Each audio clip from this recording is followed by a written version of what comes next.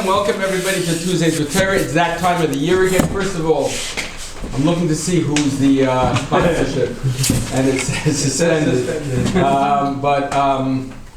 There is a sponsorship. I'm going to get it soon. Actually, Toby's going to get it.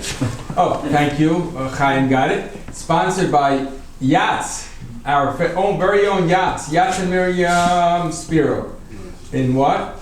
Let's get the summer. Let's start it with gratitude. Thanks for being a shul and a community that is so comfortable to be a part of. Okay, Yachts, you're a comfortable guy. So that's why the guys like you make it comfortable. Thank you so much. It was so sweet of you. Next time we'll get you to sponsor and to come also. But I'm sure you're listening to this, so that's good also. Very, very important. We're starting we have 2 weeks before Pesach, and we have this week and next week on our Haggadah notes. So anybody who's here, if you have a pen, I have an extra pen, only one. You take out a scrap of paper and write a little something, so you come to the Seder wherever you are, and you have what to say. If you're out there listening, you don't have to write whole notes. You could write, sometimes you hear something, and you just need to memorize what they're saying, like the boat going to Australia. You write that, you remember the story, you remember the vart, it all comes back to you. So just a little notes are very important. If I don't, I could be riding in a car, listening to amazing shiurim, and I come back and I'll tell my wife, I said, I heard such amazing stuff. What? You know the thing. And if I write 3 words, whatever, a little note, I'll have something, I'll remember it. Oh yeah, you're right. Sure, that was this and this and this. Otherwise, it's gone. Well, it's me, maybe different, but let's get started. So, starting off with Pesach, going back, I found my old notebook that I think my daughter or son got me. Here, scribe. Anyway, so it's it starts off with talking about. Oh, that's a jacket without a person in there. Oh, okay, fine. It starts off about that we should not lose the sight of the mitzvah of Pesach. What's the mitzvah of Pesach? So everyone's going to say, let's hear it. Matzah. Carb Pesach. You got those info there. You're all right. But there's not a more. There's a very, very important mitzvah that we're missing. Yeah, that's it. You got it. Chaim got it. Simchas Yontif, which we're mechuyev to have, and we're mechuyev to give for the married guys and almost married guys like you guys. Yeah. And we're mostly married here, but for the married guys, listen. He's mostly married. You got to take care of your wife, my friend. You got to make sure she has a Simchas Yontif. It's a halacha and shulchan. You have to take care of. She has to be the Rambam price. Is that jewelry? Right. Chayiv adam liyes b'hem sameach b'toiv leivav. Anuma. Hu banim v'ishtoi v'chol sameach al shulchan. You have a guest that's sameach al shulchan. I comes to you a lot. I got to make sure Chaim's happy. Not here. Oh, but not here. But I have to make come to my house. You're coming forever. But this is coming to me. Okay, so how do you do it? Noshim, the Rambam, Noshim, B'tachshit. You know how to do Noshim, right? We're men, but we know what makes them happy. Shopping, Noshim, B'tachshitim, and Ubegodim, and Anoshim. Guys, come on, Anoshim. What makes us happy? Wine. Very good. And? Me. Very good. Okay. Basar Yayin, first Rambam. So prepare for it beforehand. What wine are we drinking? What do we like? And full body. You like white? Go for white. I'm not prejudiced. I'm not going to hold it against you, Avi. You like white? Your father likes only white? That's fine. We still get along. So anyway, let's keep it clean, boys. Keep it clean. So that is a very, very important thing, and that's part of planning for Yontif. And we can't lose sight of that. So,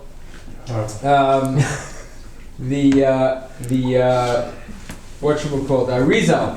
The Arizal says that we have on Pesach special ha'aris from Shemayim that is on Pesach that we don't have for the rest of the year. So every single Yontif we get, and Rosh Chodesh is also, we get Tesayil Milamala, we get help from above, and this is Shem Shmuel talks about it, my Rebbe, Rav Shimshon Pincus talks a lot about it. There is a certain influence from above, and we have to meet up. So Hashem sends an influence from. On Pesach we get double, and that's why the Rizal says it's called Pesach. Pasach. We skip over. You know what we're skipping over? We're skipping over. This is important to say. This is like a great intro for the Seder, and you can say it any time in the Seder. And Rizal says that Pesach is called Pesach because we skip over the levels that we usually need to take the rest of the year. Oh. So we go higher. We're opened up, and we're higher in Shemayim. I experienced that this week. It was unbelievable experience. I went to I was middle of Shem Baruch Hashem. Thanks everybody for being mishtatev. But I was going. We had our Ulster, my Rebbe's Chabura in Puppet Salem, and we had matzah baking. So I texted the Gabbai that I'm coming. Was I supposed to, I guess I was making this simple, was I supposed to reserve, the idea is you go, you bake your own matzah, you have a chabura, you watch it, you're a little bit more careful, and you're showing them you're more careful, and then you buy from that chabura of matzahs, that batch, right. So I texted the guy, and I said to the guy, Mayor Silver, I said, Mayor, was I supposed to reserve that I'm coming? Because I'm coming, I come every year, but last year, I don't know if I could come, but I'm coming to bake. He says, you're welcome to come, but yeah, you didn't reserve matzah, so I don't have any left for you. And I didn't know what to do. Okay, so I'm going to bake. I always bake. It's a great experience, but like, I'm not going to even get from my own stuff. I said, you know what? I'm going to have Siyat D'Shmaya. If I don't get from that, I'll get from the matzah. The bakery itself is a good bakery. I'll get from them. They don't even have that in Barfeld. So I traveled. I schlepped to Williamsburg, and I came in. And he said, I went to Hasiz, and Rabbi Olshan, took over from my Rebbe after he's nifter, he was there. He says, "Okay, let's go. I'm so glad you're here. Let's do it. Let's get busy." And I put on an apron, washed my hands, cleaned out the nails, did the stuff, and I told him, "Your father used to give me a job. I want to know if I could still have this job. I would take." After they finished rolling out the thing, no, I can't. No, carry that it is. Rabbi takes it and carries it. I carry it, right? This is pretty. You saw the video, Rabbi. No, I can't do the other thing. I would love to do the jumping thing where. Rabbi, you look so young. Rabbi, you look so young. All right, Mr. Shem, next year I really want to do that. Next year, Mr. Shem, I'm going to ask. If I can do that a little bit, I'm going to work out a little bit before I do it. But anyway, that was my job. He says, sure, no problem. So the idea is that you grab it fast before it sits there. As they're finished making the rolling it out, they put it on. Somebody takes it and brings it to the table where they make the holes. Now, making the holes, somebody else tried doing it, and he messed up about like 10 matzahs, and they threw him out. They said, "Get out of here! It looks easy, but it's not. You have to know how to do it." Or it's a two-hand machine? Yeah, I'm not sure. After the video again. No, it's not like that. You roll it back and forth. Probably two hands. Anyway, what happened was that we started getting into it, and they brought out they started the batch. The bell rings and it goes. Now you gotta realize these are all Yidden from Eretz Yisrael. There's no goyim allowed. It has to be l'shem mitzvahs matzah. So they brought out. The bell rings. The process starts. The kneading and then the super kneading, which is with the bar, and they bring it out and then they start sending it out, throwing the things all and these are 25 Israeli young men from Eretz Yisrael. You got to be strong, and they're all screaming l'shem, mitzvah, matzah, and all together, and then they start singing, and it was such an emotional feeling. I was like, wow, I almost gave this up. I almost didn't come here. And I felt the Shemayim open up. I saw I saw all the Yidden making the matzah, and I was there and I started working, and I'm not used to it, I'm out of shape. My arm was killing me after 15 minutes. I did this for an hour. I'm still sore from it. And these guys do it 8 hours a day, every day from Hanukkah until Pesach. They're busy a whole day. But what? But most of the group comes in about Hanukkah. Yeah, it could be, but a lot of them, they told me they came in about Hanukkah. They wanted to be home, but this and that, so that's the intensive baking happens then. But anyway, it was, I definitely felt the feeling open up. I felt it. It was Hashem showing me that this is where it is. This is what it's about, and I just wanted to share with you how that feeling is. And then when I looked at my notes and I saw this Soy La'avra, I saw this Arizal, I saw the fact that it's you go much more because I like building a sukkah and I like preparing, but don't have that same feeling. Was Mitzvah Shem, next year I'm going to push everybody to come. I know in the past we've tried it, but Faraway people don't like going to Brooklyn. Forget even about Williamsburg. Williamsburg is easier. Every day. Yeah. I mean, I'll come to Williamsburg. Williamsburg is easier. Well, it works there, but Williamsburg, you're right, is easier. Yeah. But anyway, Mitzvah Shem, I wish it on. We're going to do it in Yerushalayim, but it was the sky, the Hashem opened up. Okay, so what is the avodah of freedom? The avodah of freedom it's avodah. Doesn't it sound funny? I'm saying the avodah, which is the work, and freedom. Freedom means no work. It means chilling, right? That's not freedom. Freedom, that kind of freedom is not a good feeling. It's not a great feeling. You're sitting and chilling the whole time. Freedom means I can choose. I can choose to be a Jew. I am not shackled by the Nazis. I'm not shackled by the Spanish Inquisition. I'm not shackled by the Romans, the other oppressors of Eden, and the Hamas. I'm not shackled by them. I'm not sitting. We are not sitting in a tunnel. We are out here running around, being able to do the mitzvahs, running, preparing, getting Pesach. Where we're holding. This is what freedom is all about. It's very interesting. My wife has. I hope I can say this. I'm not saying the name, and no one can figure it out. But my wife does OT, and she does mostly Yiddish-speaking kids. So she had one of her clients, this little 7-year-old boy, tells me about, and the 7-year-old boy, they were talking. So in the middle of this, the boy asks her, "No, wie hältst du mit Pesach?" Which means is, where are you holding the Pesach? She's oh, that's so nice you're asking me. She says, none of my kids care about it, but you want to know. Okay, so she's telling me, she says, wie halt the mama? And it's telling her, the mama halt mitten the living room, with the koch, and this kitchen she's going to turn over, she's going to turn over this. And I said, it's so beautiful how they're living.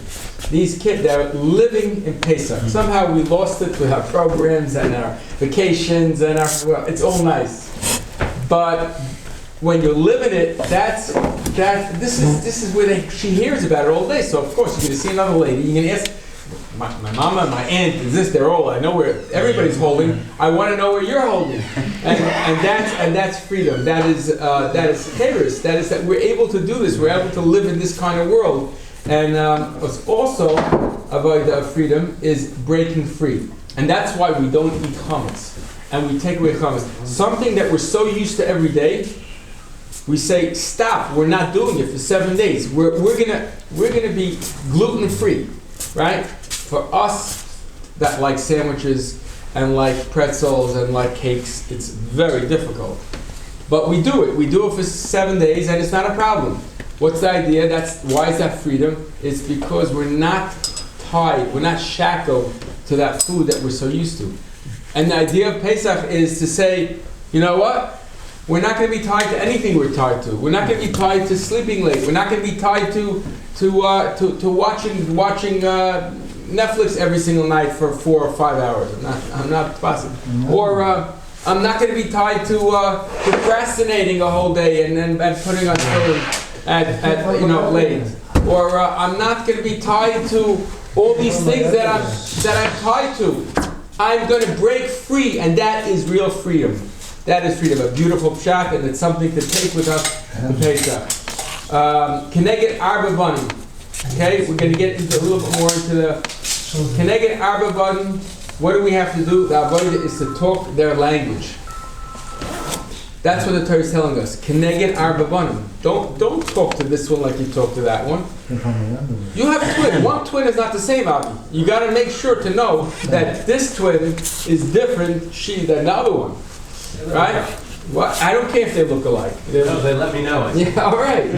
Everyone is different, and that's one of the lessons to learn. Keneged Arba, the Torah talks to them different languages. We also have to talk to different languages, right? No. So let's get rid of. Well, your brother doesn't do that, and I never saw that activity with your older sister. Oh. Yeah, because Dad, your older sister, the older sister is a different person than this one. It's Keneged Arba Banim. We have to keep that in mind. That is what we do. So that is something that when we talk to them, we have to learn that just like the Torah is talking to us like that, we also have to talk to them like that. Also, it says a little bit later on that we knock out the teeth. I don't know about you, but sometimes I felt a little like violent. So. What's a good shot? Anyone has a good shot? We knock it out teeth. What? Let me hear. I heard once that 30 seconds. There's 32 different types of chachma. The Rosh is distorting this, so you knock out his teeth, you have to break his teeth. Okay, that's good. Fix his perspective. Gotcha, but here's a better one. I just saw. What? I think. No, you'll tell me. Who knocked out the teeth? Rachel knocked out. You know Rachel? Rachel was the wife of Rabbi Akiva. She knocked out his teeth. How? If you remember the story, part of the story was when he was not religious, when he was not learned. I think he was always religious, but he was not learned. Right? What did he say? I hate the Talmidei Chachamim so much, I want to bite them like a donkey. Which means that the donkey crushes bones. That's why it's eaten. So what does he want to use? He wants to use, through his hatred, the teeth represents Avi, the hatred, and he wants to bite them. Right? When you don't like somebody, you smack them. When you really don't like them, you punch them. But when you really hate them, you bite them. That's like the worst of the hatred, and that's what he was feeling towards Talmidei Chachamim. But why? Not because he was misinformed, because he never learned himself. But you take the same person and you sit them down and you start to learn with them, and they open up and they experience the beauty of it. All of a sudden, that takes away their hatred. Hey, you know what? No, this is great. I want to learn. Right? Bit his neck. Right, that's a Rashi. That's how he bit. Right, very, very good. Good raya. Right, very good. Okay, so that's the idea. So Rachel knocked out his teeth. He made him lose that hatred. How'd she do that? He said, you know what? You hate the Talmidei Chachamim. You don't know what the Talmidei Chachamim are about. How about first you become a Talmidei Chacham? Let's see how you hate them. Let's see. You start learning. See what they're learning. And that's what we're telling the father, not to violently punch them and not to see that. That's our vision we have in our head. It's to really sit down with them and say, you know something? I hear you. I feel you. You have this going on here. But let's change it. Let me see if I can change that perspective. Let's learn. Beautiful pshat. I think so. The Sfas Emes, moving right on. It says, Shaloi echad bovad. What's the rest of it? I don't know about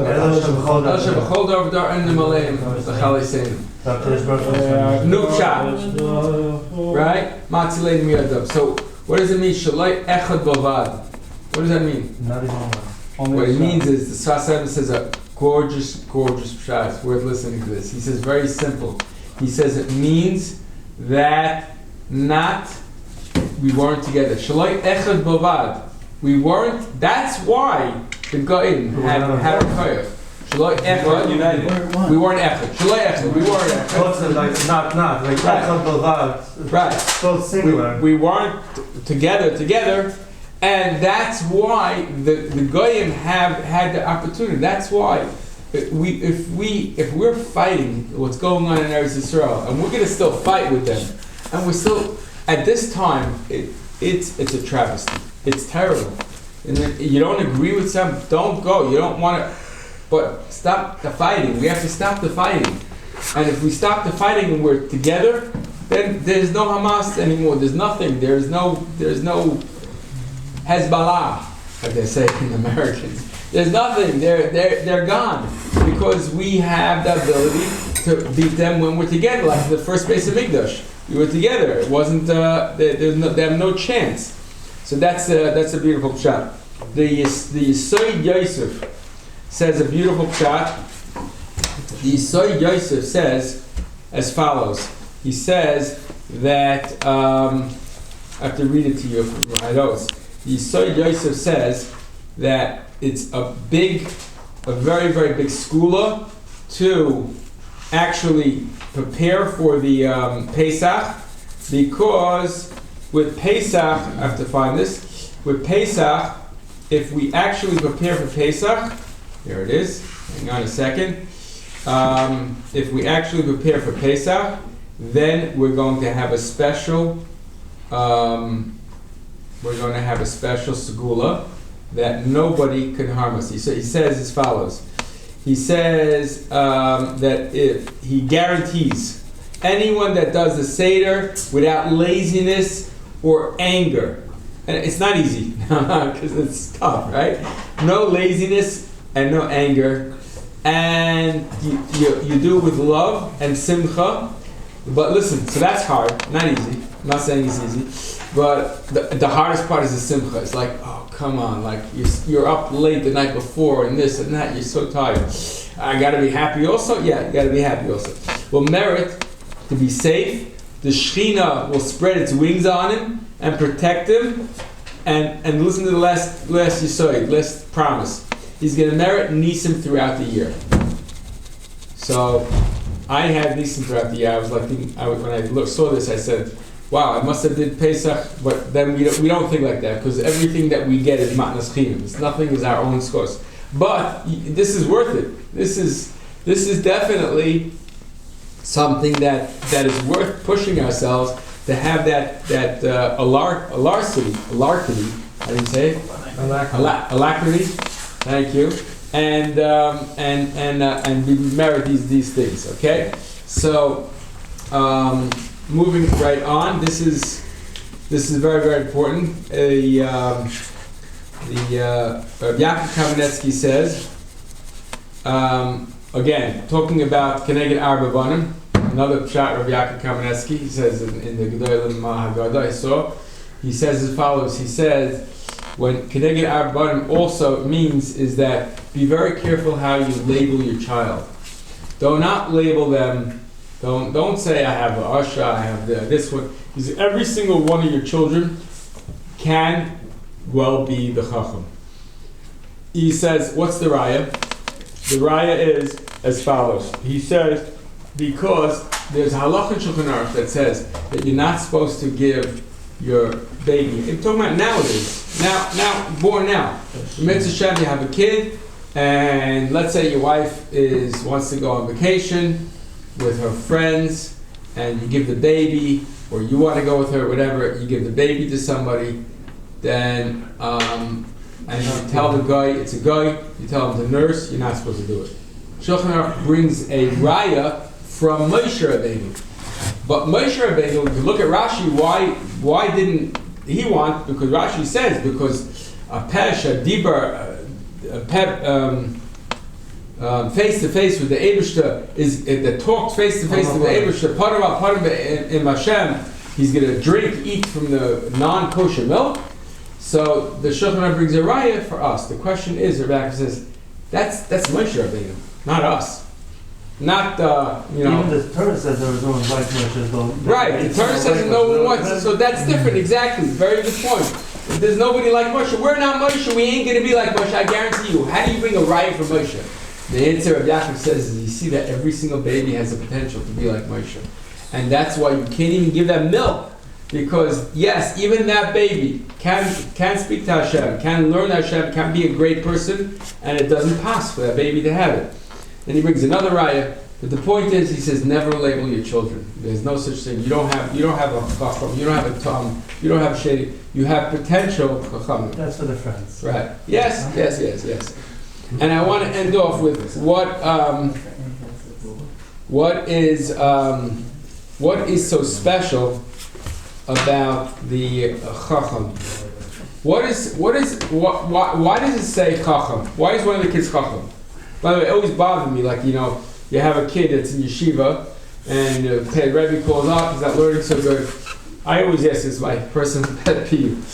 You don't have that in Hasidic yeshivas, you have it in more. Listen to what I'm saying, and then you'll agree with me, I think. The Rebbe says, he's not learning, he's not understanding. I would ask, how is he davening?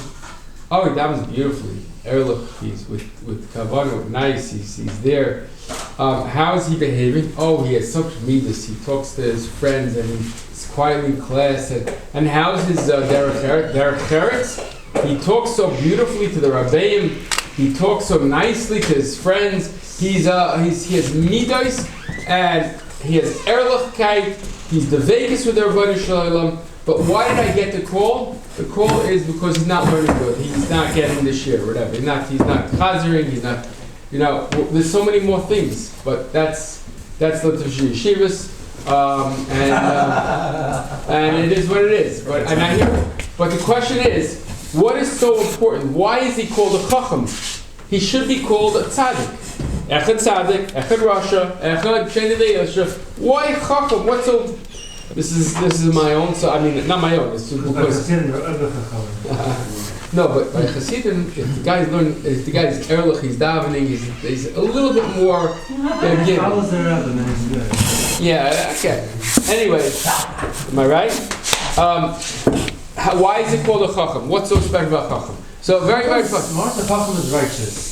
Chacham usually he knows his stuff. He's smart. Chacham, yeah. Okay, what does it help? I hear What does that. it help to be smart without being righteous? That's my question. Exactly that. Very good question. Why didn't we ask this till now? But anyway, what I see, very passionate. Daf Yomi. Who's doing Daf Yomi?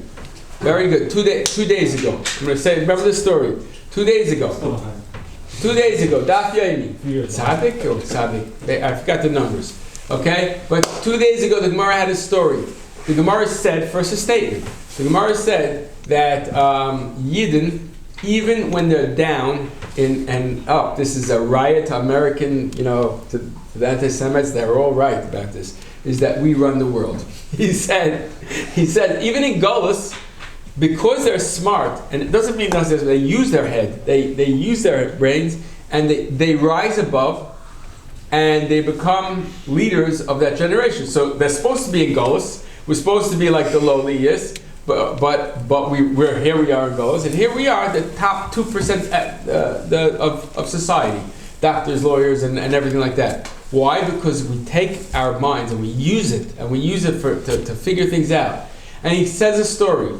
The story is that there were two slaves. They were Jewish. They captured these slaves, and they were going along, and the captors were riding in a carriage with their slaves, and the slaves were talking to each other, Jewish slaves, and they said, one guy said to the other, that camel in front of us that's been walking, we've been walking in this camel, the car in front of us, the vehicle in front of us is a camel.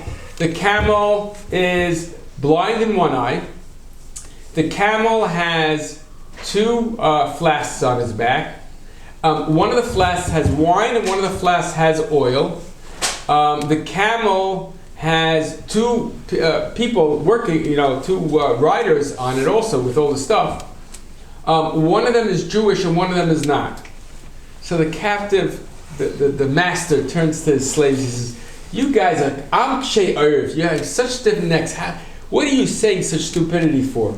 How do you know that from watching the camel in front? He says, how do you know? Okay, you really want to know? I'll tell you.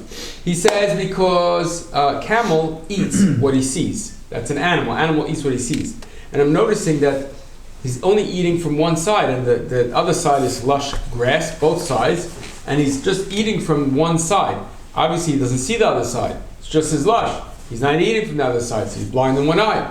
And as the flask, I see it was dripping. And I see two drips on one side of the camel, one side of the... But when I come close, I only see one wet, and the other is like dry, it's sunken into the earth. He says that's because shemen floats on top of it. It has that characteristics. So that's still on top. That's what I see. It's still wet, still floating. The wine, which is my daughter, I told my daughter, so she says, why wasn't it water? I said, there were no water bottles those days, okay? There's no water bottles. And nowadays, we're stupid enough to have water bottles. They're not carried. They can get it from the side. Yeah, they can get it from the side. They're carrying it. They're transporting this barrel of wine, not water. So the wine goes in. The wine I don't see. By the time I come there, the drip is gone. And I know that they're because they're one guy and one Jew is because the guy goes to the bathroom. They don't care. It's in the middle of the road. Can I say this?